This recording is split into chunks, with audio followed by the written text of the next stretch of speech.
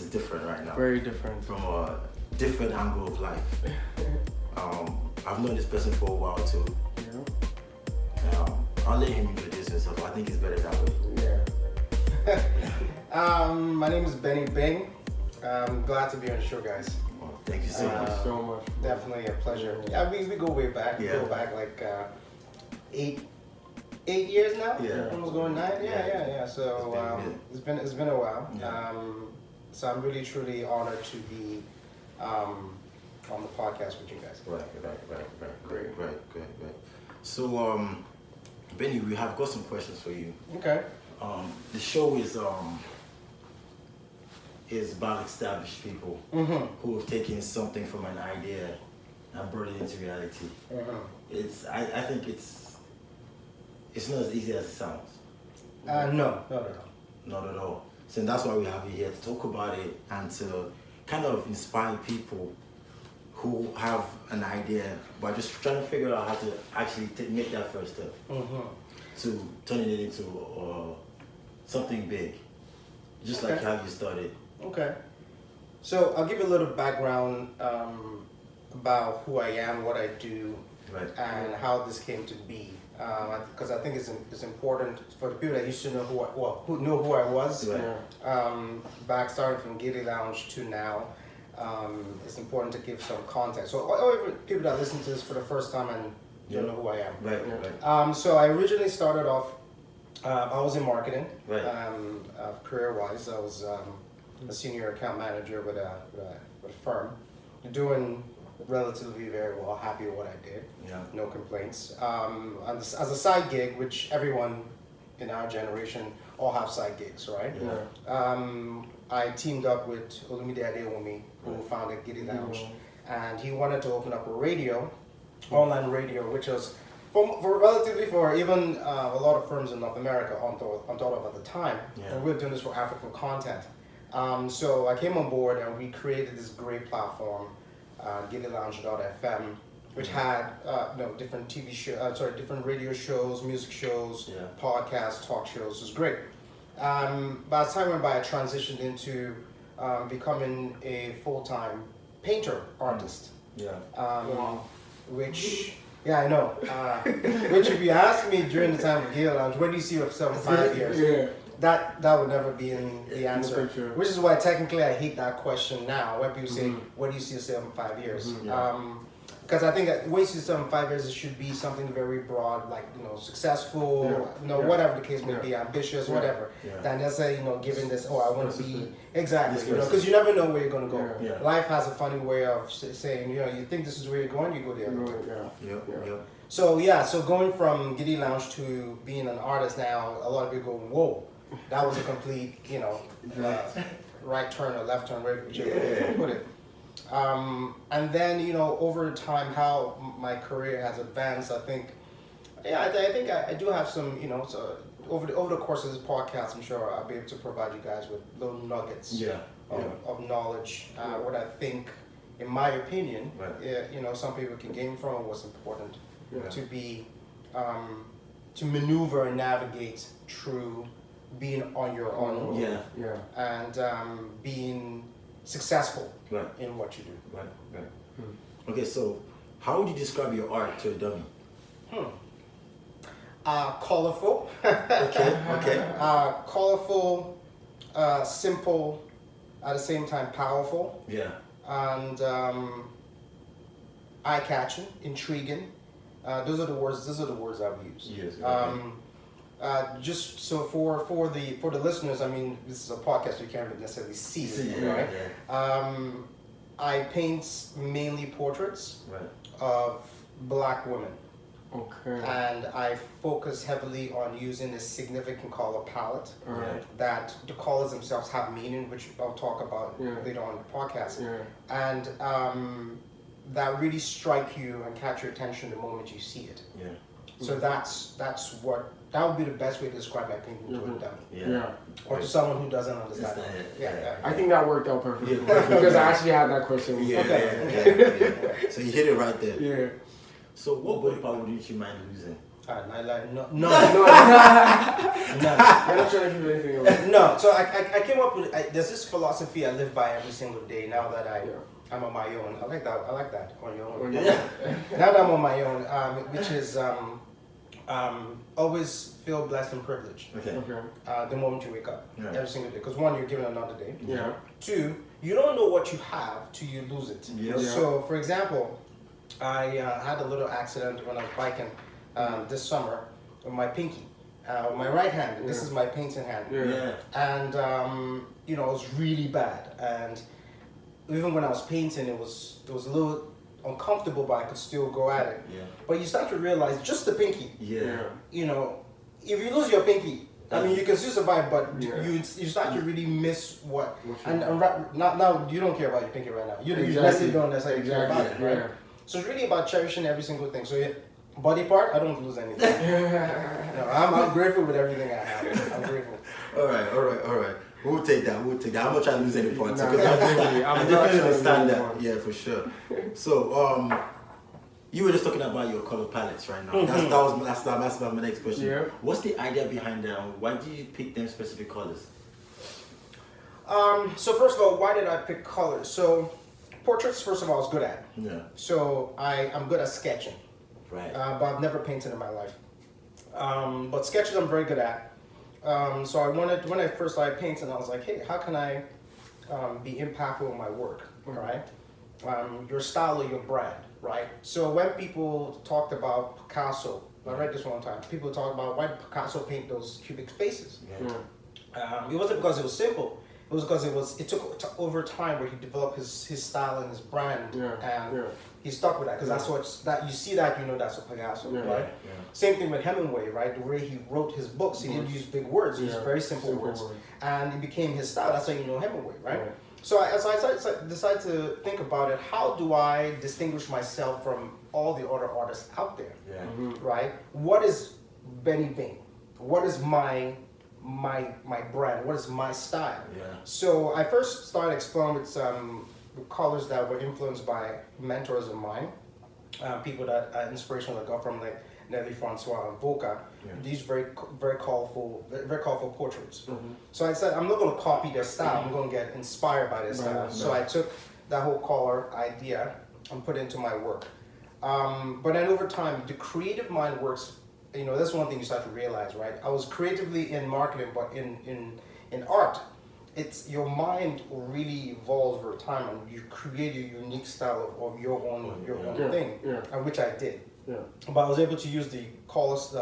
There's something called color psychology in marketing, which certain colors invoke certain emotions. Right. So how do you use certain colors to invoke certain emotions of what you're looking for? Right. So with my new color palette, the purple, lavender, blue, those are very powerful colors in regards to the theme of the subjects. So lavender is a very trusting, not trusting actually, because blue is a trusting color. Lavender is very compassionate, right? And purple is the universal color of women, and also a very royal color, because royals back in 300-400 years ago, that was what they used to, in ancient times, used to wear purple.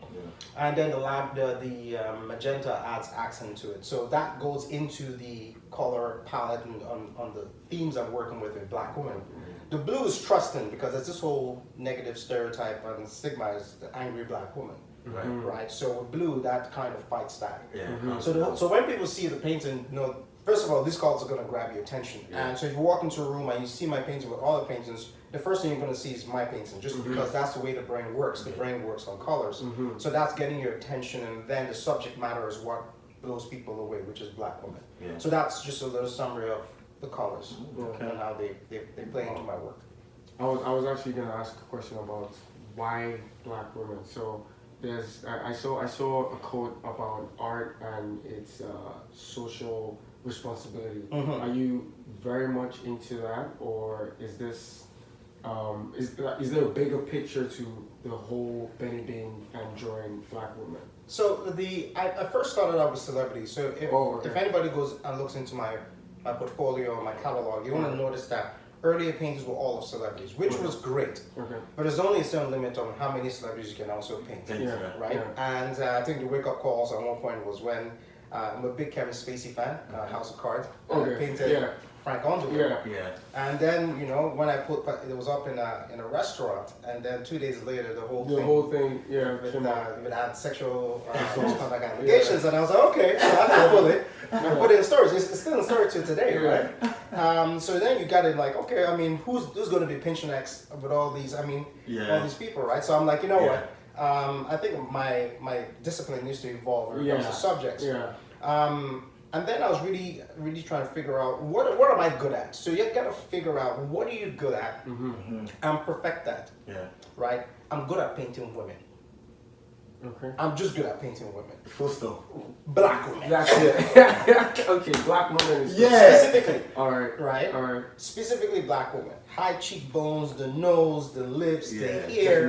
Oh man. So I was like, you know, okay, if that's what I'm good at, then my fiance was like, so listen, if you're good at that, why don't you just focus on that? So I was like, you know, I should. So I started really focusing and I started the head wrap collection. Yeah. And when I started the head wrap collection, I started noticing something when I was looking for source material. There is no black, there are technically not that many black models or black women in modeling or in contemporary art. So the subjects are mostly white. Right? I mean, right now, I swear to you, Google beauty on you know, and you're going to see that you might see one or two black women. The rest of it is all white women. Yeah, no, I totally agree with you on that because Jay always talks about that in his songs, and I'm like a Jay student, so I always hear that all the time. Like, there's not enough of black women. Absolutely. So who's telling our story? Yeah. Right? Who's telling their story? Right? I'm not a black woman. Yeah. But shit, I'm a black man. I can tell their story for them. Because all I'm doing, I'm just an instrument. Right? There's another fellow artist I know, you know, a white girl. She paints mostly black subjects to black women. And people ask that same question, but it's not really about who you are. It's really about what your paintings are doing. What are they talking about? They're talking about the human experience. Right? You're telling a full story that has been told only halfway for years and generations. You touched on something that the Kevin Spacey issue. I was actually going to bring that up. Now, having said that, and considering the fact that you're kind of like trying to, you're pretty much, would you call yourself a feminist? No. No. Okay. Now, my question now should be, what do you feel about black women and their feminism? Oh, you mean Nigerian women? Okay, yeah. I have no beef with that. Okay. You see, I don't. They can call it whatever they want to call it. Right? They want to label it feminism. Fine, good for them. Right. I am for the same thing. Therefore. Okay. Right. I don't consider myself as a man of feminism. Because to me, I just think that's stupid. Okay. I think we need to, as men, understand women better, and specifically Nigerian women, because I think women on a grand scale are different. You know, if you look at women, white women are completely different from black women in regards to pay and regards to perception and things like that. The African American women are very different from Nigerian women. Culturally. Right. So I think for me, I'm everything that these women want. Everything they want, I agree. Because at the end of the day, if I have a daughter, I will want the same. Exactly. I grew up in a very liberal home. Okay. My father's Nigerian, my mom's Bayesian from Barbados. So, and we grew up in Nigeria. So, but we didn't grow up like the typical Yoruba household or the typical Nigerian household. We're very much more liberal and open-minded compared to the almost conservative Nigerian household. So a lot of the things, the way my sister grew up, for example, is completely different from the way a lot of Nigerian girls grew up. The way we grew up in regards to women is very different from the way other Nigerian guys grew up. So the way I interact with Nigerian women is very different from the way most Nigerian guys interact with Nigerian women. So I can understand, or you can call it black or whatever, or black women in general, but I agree and with everything that they stand for, right? I don't necessarily consider it feminism. I just consider them being equal. So from your personal point of view, you don't actually think there should be any movement or anything. People should just. There should be a movement. Okay. Because I think movements creates the ability to people to educate themselves. Because if there's no movement and we're just thinking that things will change overnight. Like it's not going to happen, right? That's right. So yeah, there should be a movement. Okay. But some of the conversations I've seen on Twitter to me are just garbage. Yeah. Okay. Okay. I see. I buy that. There was, sorry, just to go off a little bit. Yeah. There was that one with the girl that said she didn't want to kneel at her wedding, the traditional wedding. Oh, And yeah. Eniola something. Anyway, I know her because she used to live in Toronto. She got married in traditional wedding. She refused. She told the Alagas to tell her not that she's not kneeling for the guy. And then she put it on. She put it out there, and it went viral. And people started, wanting to cut her head off because they're like, you can't change tradition, blah blah blah. It was the girl, man. If that's the way she wants to do it, that's the way she wants to do it. Yeah. It's not your wedding, Yeah. right? She just voiced an opinion, but you don't always have to respond to everything you see. Makes sense. Right, it's the same way how they say, oh, you only have to wear white on your wedding day as a bride. Yeah. And no other person can wear white. Who came up with this rule, right? I understand that certain things are tradition, but certain things some people don't want to do per se, right? So for example, some people don't pay dowry anymore. Because they don't feel the need for it. Yeah. You understand what I mean? Yeah. Like some of them would do it just because of tradition, but some people don't say, we're not even going to do that. We're just going to continue the traditional wedding side, but we're not really going to pay dowry. Yeah. The parents understand it, they know it's like, it's an outdated type of thing. Some people want to save the culture and preserve some certain parts about it, and that's fine. That's fine. But that doesn't mean you knock somebody that now said they don't want to do it. Yeah. Right? So that's why I say some of the conversations is garbage. Yeah. Right? Some of them, swearing for the girl and saying, you are not raised proper. Yeah. I mean, there's extremes of it, but that's just one part of it. Yeah, you can note that down for sure. Exactly. So how did you get to produce the commission for Dave Chappelle, The Weeknd, and Milos? Okay, so let's start with The Weeknd. So The Weeknd happened 2016. I was working with Maple Leaf Sports and Entertainment. Yeah. They own what is now Scotia Bank Arena. Yeah. They own the Raptors and Maple Leafs. There we go. Yeah. And so every concert, any big concert that kicks off over there, for example, The Weeknd, they give the person a gift. All right. So they commissioned one for The Weeknd because he was doing his tour. Yeah. And I didn't technically know when I was creating it that it was for him. Someone just contacted me and say, hey, can you do The Weeknd? I was like, yeah, of course. I mean, that's how I'm paying celebrities. So I was like, yeah, of course, not a big deal. So I did it. And they were like, oh, do you deliver it to the head office and I'll meet you there. I'm like, So I get there, I'm like, oh, just so you know, this is for The Weeknd. Yeah. I was like, oh, wow, okay. Cool. I didn't meet him. Just like that. Yeah. I didn't meet him. But it was a good experience to work with him because then that led to me working with Masai Ujiri, who was the GM of the Raptors and his foundation, Giants of Africa, with the Nelson Mandela Foundation. So we did one of their fundraisers, and so it led to other things. So just little successes, right? All amount up over time. Okay, so even your painting being housed in the museum in Boston. And, okay, that was a whole different story, right? Yeah. Okay, so Dave Chappelle, Cardinal, started following me on Instagram. Yeah. One of his friends was on my show, so he started following me, and he's friends with Dave Chappelle. Yeah. So he said, Dave's birthday's coming up, and he wants to get him something. But what do you get a guy that really doesn't want anything? So he's like, can you do a portrait for this guy? I'm like, oh hell yeah, let's do that. Yeah. So we did a portrait, and it was at the end of his residency at in New York that he was doing, so they gave it to him in the end. And thrilled. His wife was pleased. He was so pleased. He's like, this is amazing. I'm going to hang it in my living room. Yeah. Whether or not to hang in his living room, who knows? So Cardinal goes there and takes a picture and says, this is where it is. I mean, he has a man cave, so that's where he's probably going to hang it. But it's just, I've loved Dave Chappelle since I was a kid. Since the days of Chappelle's show. Oh, sure. I mean, even early movies like Half Baked. So yeah, as a kid. It's pretty. I feel good knowing that certain people own my work, part of my collection in their home. Yeah. The one with the museum was Norman Rockwell Museum in Massachusetts. So Norman Rockwell was a well-known American painter who painted something called the Four Freedoms. This was during World War II. Before America was in the war. And the four freedoms were the freedom from fear, the freedom for religion, freedom from want, and one other last one I don't remember. When he painted them, very iconic images that were used, they did a tour with them and they were sold, little posters and prints were sold to finance America's campaign to join the war. Yeah. They were selling war bonds. And it was huge at the time. Anyway, he's dead now. His family has a museum for him in his honor in Massachusetts. And they were doing, reimagining what those 4 freedoms are today.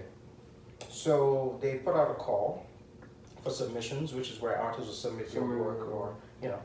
And I was like, okay, I'll try. Chances are I'm not going to be accepted. I was like, like $35, right? I mean, so I was like, whatever, shoot your shot. Yeah. Why not? You know what I mean? That's the thing. So I sent it in and I got approved.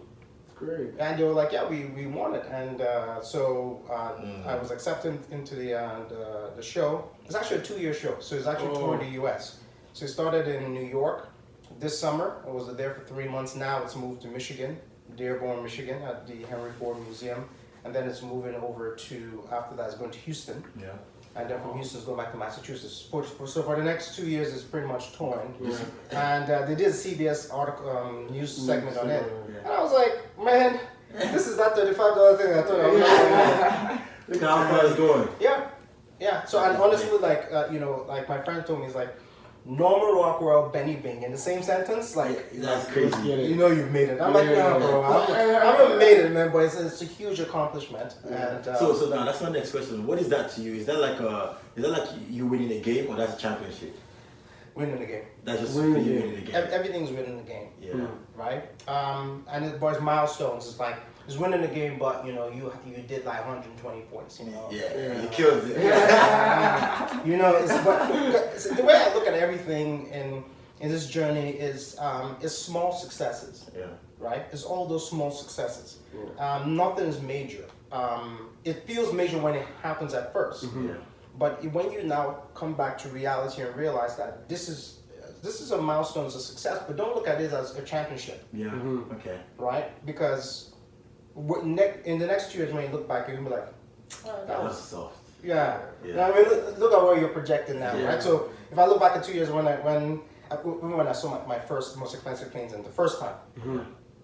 Now I look back, I was like, wow, okay, that's my cheapest painting now, Yeah. right? Or when I look back at The Weeknd, Yeah.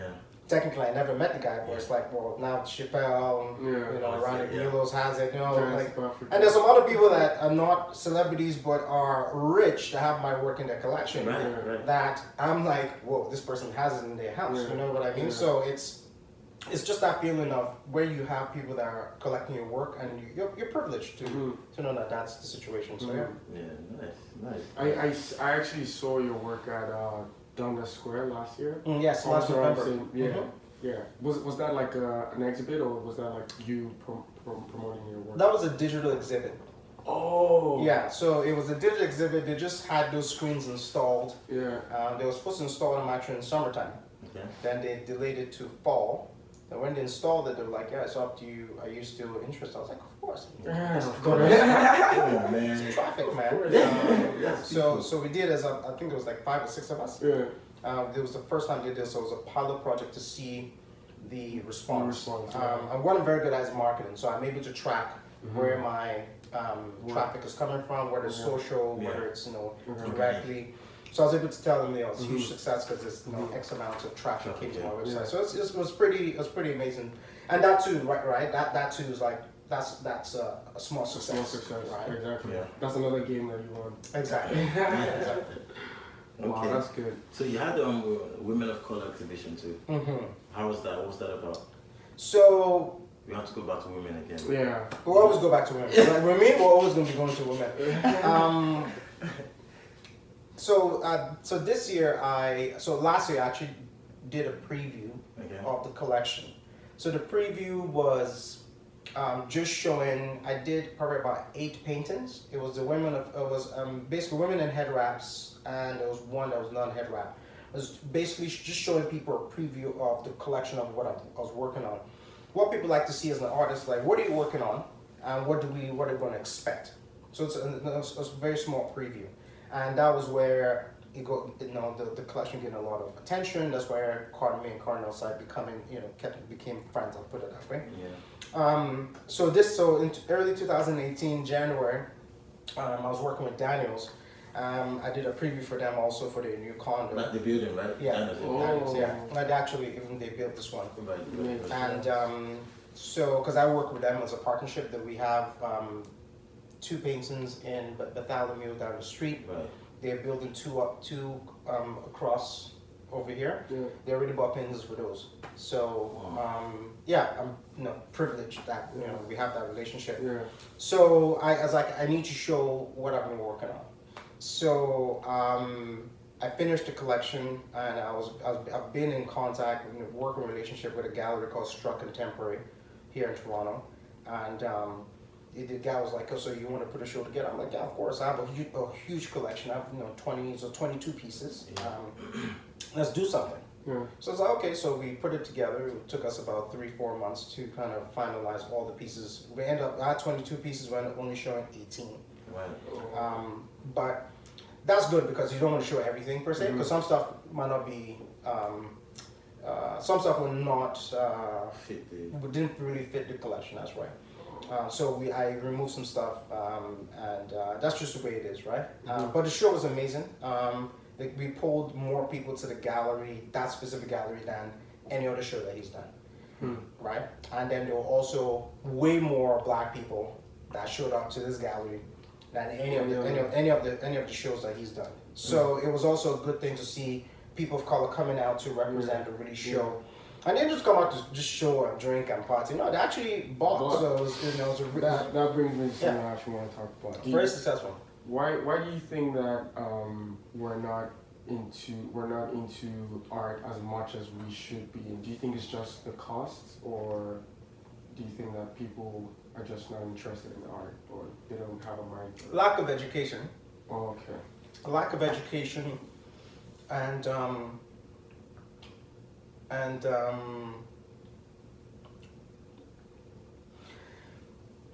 we don't. It depends on the environment you grew up in. So if you grew up in a household where your parents are into the arts, guaranteed you're gonna collect. Guaranteed. Like a house without painting to you is like a bare house. But a lot of our generation didn't grow up in households that care about art, especially African households where artists like not my child. It's almost like a curse. So of course, you go into a lot of now when I go to people's homes, I don't see paintings on the wall. I go like, "Oh, what's going on, man?" Of course, you need something, like even if you go to a country and you see local art and you buy that, you come back home, bring it home, it might cost you $10, but you bring it home, frame that, put it on the wall, man, it's art at the end of the day. Support local artists, like you see, someone's having a painting $50, buy the painting for $50, you spend more than $50 on shoes, on anything. You go to shoppers, half the time you go to shoppers, you're spending $20, $30, $50, buying anything that you want, junk food, what I mean? So invest in art, right? Invest in local artists.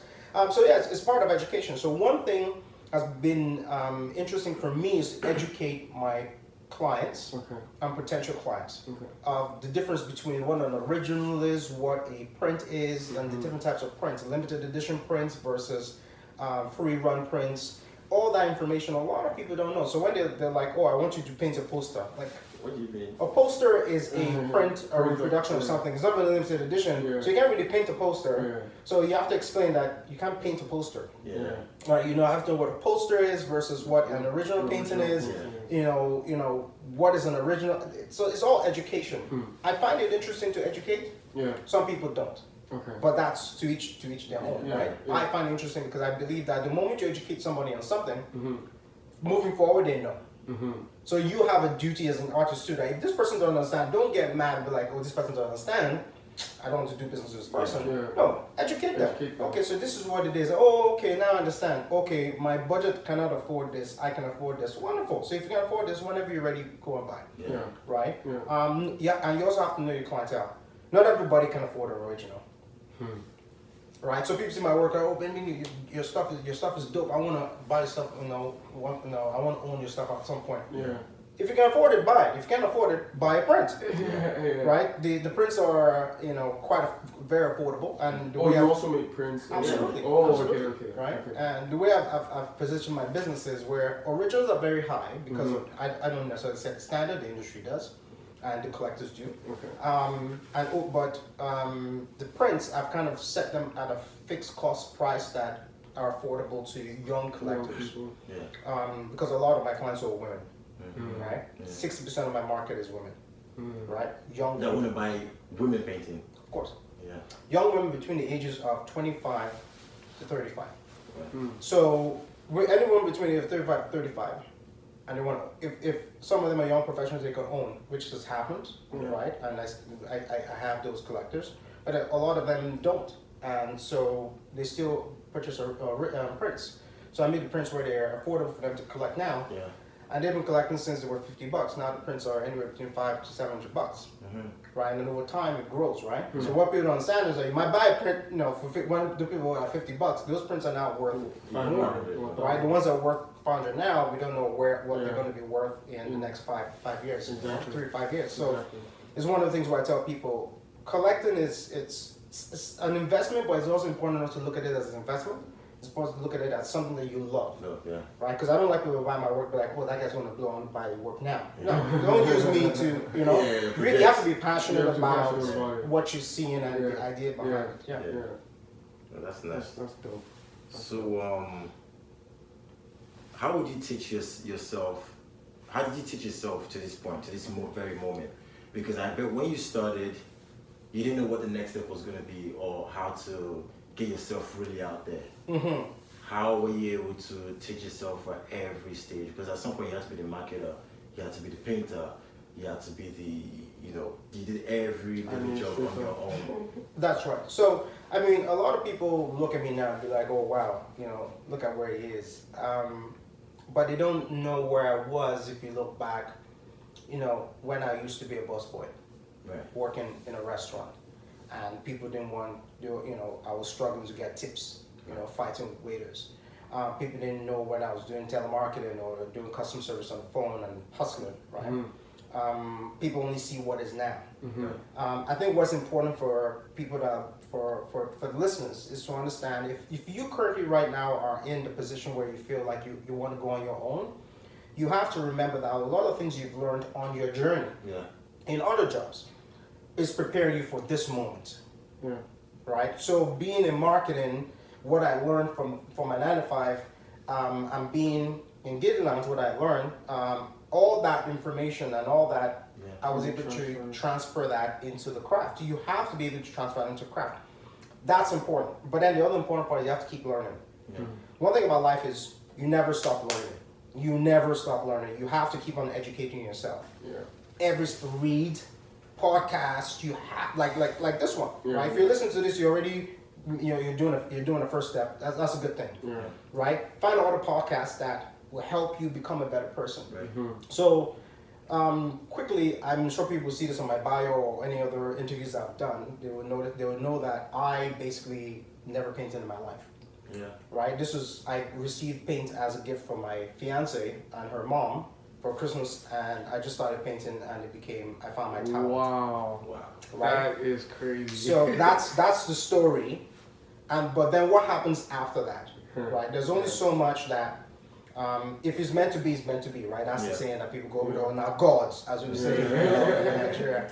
But there's only so much that will take you. You have to do the rest. You can't just lay back and be like, well, everything is in God's hands. No. You can't do that. No. Or everything, the universe has everything planned out. The universe does.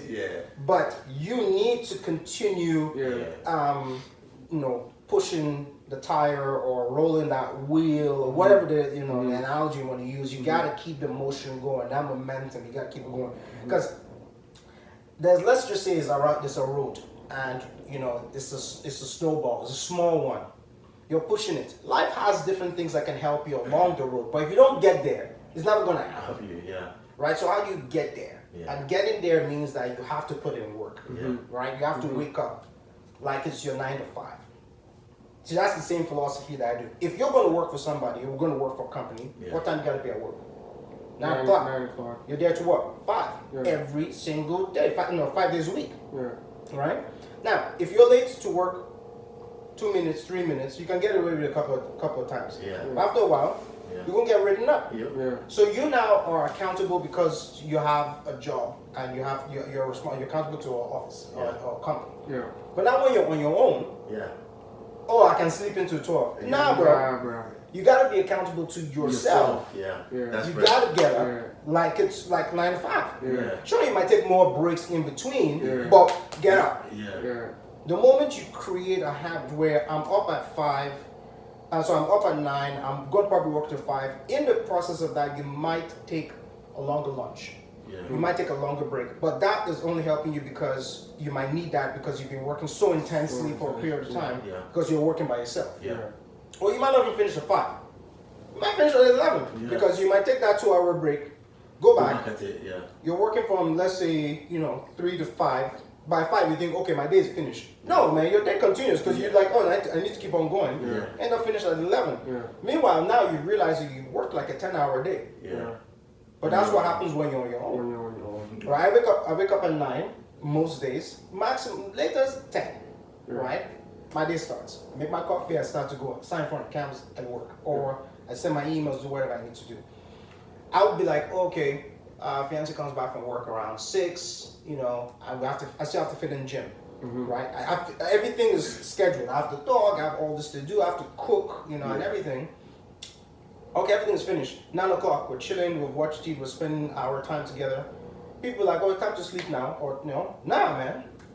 Get up and start working again. Wow. Work from 10 to 3. 3 a.m. Most mornings, early hours of the morning, I'm working. Right, I work till probably 3 a.m., 4 a.m. in the morning.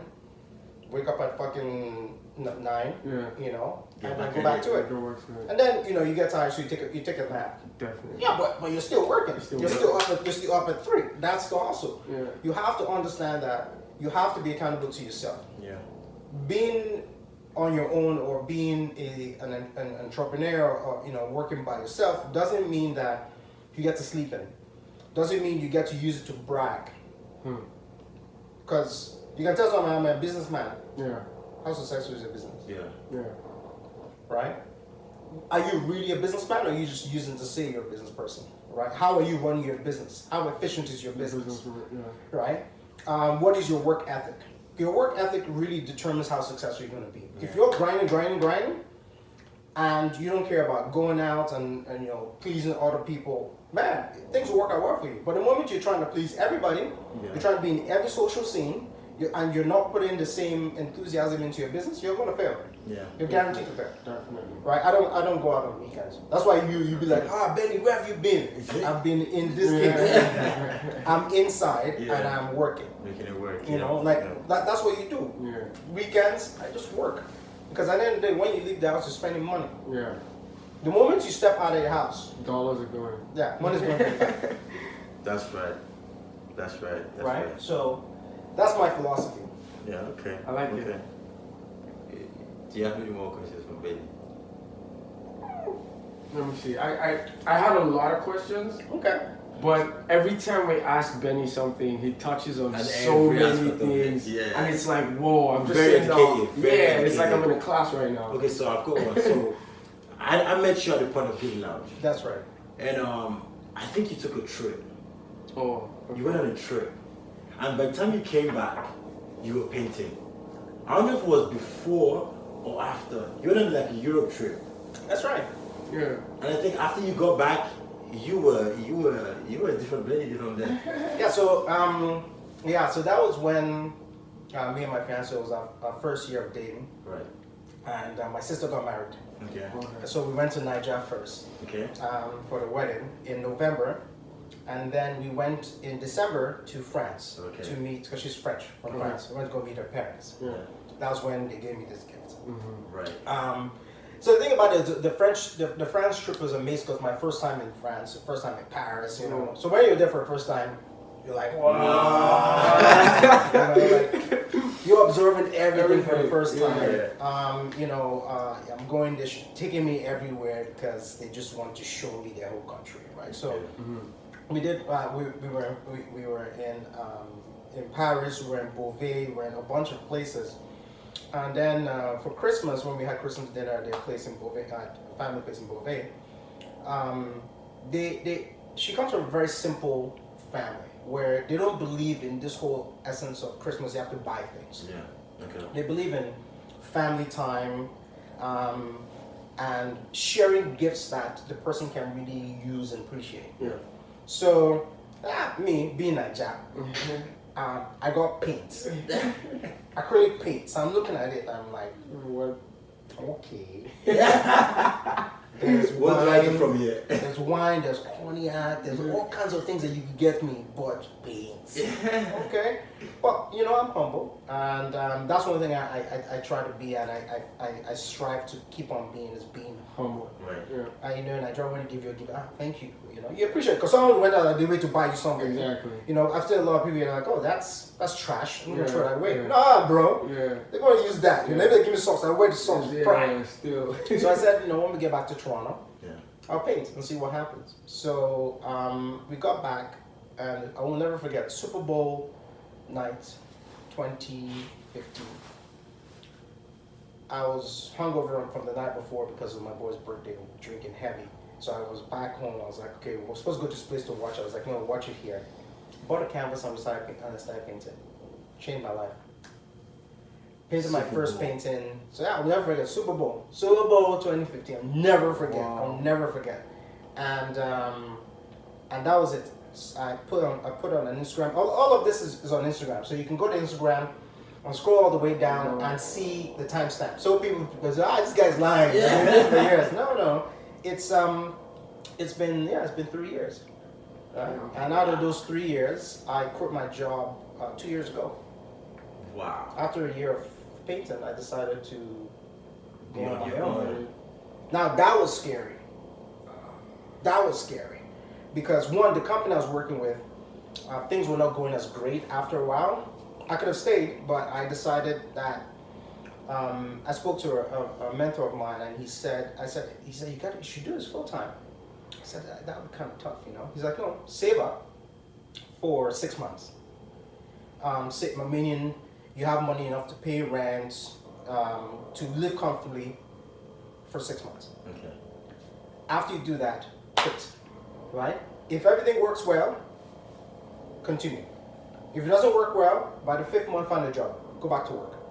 So I said, okay. So now you have a safety blanket for you to jump. Yeah. So I was like, okay. So I started saving, like really like grinding, saving, and like every single buck I was saving. Saved. This, and also this is the first time in my life I actually saved, right? Because before you save 1 month, like actual money. No, like save, you know. Open up an ING account, which was ING, a nice Tangerine account. You know, create it, put it in there. Tangerine can't touch it. Once it's in Tangerine, before you can get it, it takes a couple of days. Yeah. So you can't just be pulling money. You know what I mean? So once it's in there, you're like, I can't touch it. You know? So it's in there. I don't have any credit cards. Well, to now with the business, but I didn't have any credit cards, right? So I was like, great to know other expenditures. You know, cut down on costs. We want to make sure I'm targeting, I'm doing this goal. Yeah. So when it was time, I gave him my resignation at work, and they were all shocked. Really? I'm like, yeah, I'm just gonna quit and do my art. I'm like, wow, this is good for you, man. Blah blah blah blah blah. But I'll never forget the exit interview, and I won't say her name or the company. The exit interview at the job I was working at, the head of HR, or she was head of finance at the time, she said there was a question on the exit interview sheet, and it was, would you recommend anybody to work at this company? And I didn't answer it. I left it blank. So she's like, why didn't you answer this question? I'm like, you know I'm not answering the question, because I wouldn't. Yeah. She's like, why? I'm like, I've dedicated 5 years to this company, and I've never gotten the promotion that I deserved. Yeah. So I go give it to you now. I'm like, no. Now I'm leaving. I'm transitioning. She's like, what are you going to do now that you're leaving? You got a new job? And I was like, no, I'm going to be a painter. Yeah. And this was her response. Good luck with that. Exactly like that. It wasn't like, oh, good luck, you know? No, good luck with that. And I was like, okay. I just kind of chuckled, I laughed, I was like, in my head, bad Billy. You know, like, look at you. But I felt happy leaving because I knew that's a hater, but she doesn't know that she's hating. Yeah. She probably knows she's doing it in some way, but at the same time, she doesn't know what she's doing. somebody has found their passion, and she automatically is being so selfish because of a company that she's herself saying, "Oh wow, you know, good luck with whatever you're doing." Yeah. Like most people say that, whether or not they mean it, but they were like, you know, good luck with whatever you're doing. But it's what she told you, like the way she said, "I hope you fail." Yeah. Pretty much. You know, but but some people take that and be like, they'll hold that against the person in their head, like and that will help, stunt your growth and your success. I was like, nah, it's cool. Keep on doing what I'm doing. Yeah. You know, so then when I came out, then the hustle began, right? Then it was like, so what do I do? You know, so it's like, where do I go? So I started making connections with people, started meeting people. So and I was like, create. If you don't know what you're going to do yet, what your game plan is, do what you're good at, which is, for me, was create as much work as possible. So I started creating work, created probably about 4 or 5 pieces in about a month. So that's about a week. A painting per week. Now I went across the street to Daniel's Spectrum, and as I was walking in, the curator was walking out. She's like, "Yo, Benny Bing, right?" I'm like, "Yeah." She's like, I'm looking for you. You gotta do a show. You gotta do a show here." I was like, "Really?" She's like, "Yeah." Boom, done. Wow. Yeah, and then from that show, I met the CEO, Mitchell Cohen of Daniels, and that's when we built a relationship with Daniels. They bought paintings, and when they started buying paintings, that's how I sent the value of the work. Right, so the value outside going on. By that time, I was already in a gallery. We're doing consignment work, but it's completely different when you're in a gallery versus when you're working with a builder, a developer. Developers, you know, it's you know, probably every year or 2 years, but when they buy, they buy and they buy big. Wow, that is great. That is dope. So, you've already at some point spoken about the struggles of being on your own. That's what people just explained. But what would be your final message for a youngster finally trying to get there on their own? On their own. Most importantly, don't be afraid to fail. Right. You need to fail. You need to fail. There's sometimes when actually, so when I was the first 2 months of being on my own, even after I met them, one night, probably like 1 a.m., I was like, oh no, this is not gonna work. I'm not gonna be successful. This whole thing is a charade. Like I'm just forming. It's not gonna work. Oh man, we're screwed. And my fiance was like, oh yeah, she started losing her mind. Oh man, what are we gonna do? What are we gonna do? So I panicked. And the thing is, there's really no need to panic because it's only months 2. You know, you're still good. Yeah. So after a while, you know, we talked about it, and I was like, okay, you know, we should just relax and focus. Don't lose track of what you're supposed to do, right? Even in yourself, there's gonna be that fear of success, fear of failure, all these different fears that will come in, and also people are going to criticize your work and make you feel like you're never going to make it, right? You just need to focus on what your main goal is, right? So to what you're saying,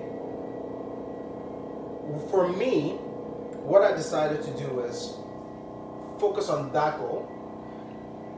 Don't be scared to fail, right? So I'll paint something, complete trash. I'll ditch it or repaint or paint over it. Okay. Right? But I don't feel like that was a waste of time. I continue. Okay. I mean, I saw somebody, the person said they liked it at first and then they said, I don't want it anymore. They returned it. You gotta give them back their money. That's not failure. You just learned how to deal with certain people in certain situations.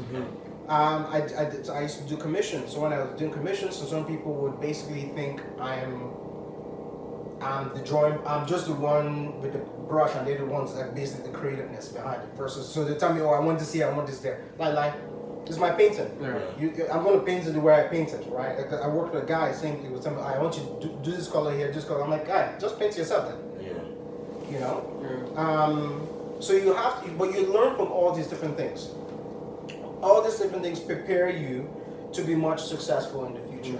All these different things, for example, how to handle an irate client or a tough client, how to handle somebody that tries not to pay for their work. So for example, some Nigerian clients, one guy tried to do one Yahoo thing on me like that, right? Yeah, he didn't want to pay for his work. Wow. Things like that, you know, you learn from that. So next time it's like I'm dealing with someone I know that is going to do like that. I'm like, okay, how do I handle that type of person? How to handle galleries in your relationship with galleries? Making sure you have contracts laid out. Making sure, you know, you're ready. You're ready to, like, you know, you're fully prepared. And most importantly, while you're doing all of this, how do you give back? Yeah. Right? How do you give back? Whether it's true mentorship, whether it's true charity work, but at some point you have to be able to understand that you can't just take. You have to give at some certain point. Yeah. So that's and you use, you know, whatever tools there are out there. I mean, the internet is a wealth of information. I used YouTube a lot to learn. There's so much you can learn on YouTube. There's so much that's out there. Like, we live in a very blessed generation that people don't understand that everything's at our fingertips. Yeah. Before, people had to go to the library to go and look for a book on something to help them with something. Right? Don't forget that. But now, if you didn't know what the book was, you're going to the library in hopes that you find something. The internet now, all you need to do is type in a phrase or a question, and you see results. Pages. So there's things out there. The internet is a wealth of information. Use it to the ability. Use technology. I run my business solely through technology, right? All my business is e-commerce. Everything's run online. Right? I rarely see a person doing hand to hand. Yeah. You know, everything's all electronic. Like, you know, money comes in, I get my phone, bing, you know, like, that's the way it is. You got to use technology to the best of your advantage, whatever your discipline may be. And everything is set in situations where you can actually do it on your own. Exactly. Everything's set. You know, for business accounts, you know, whether you want to use PayPal, you want to use Stripe, you want to use Square, any of these different sites, everything's there.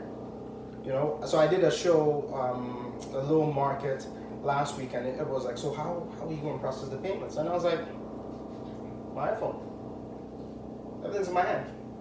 And I can sell paint to anybody at anywhere, anytime from my hand. Right? So you have to understand, how do you become so efficient that way that no matter what, you can be somewhere and be like, I want to buy that painting. Are you serious? Yeah, okay, right now. Buy. Yeah.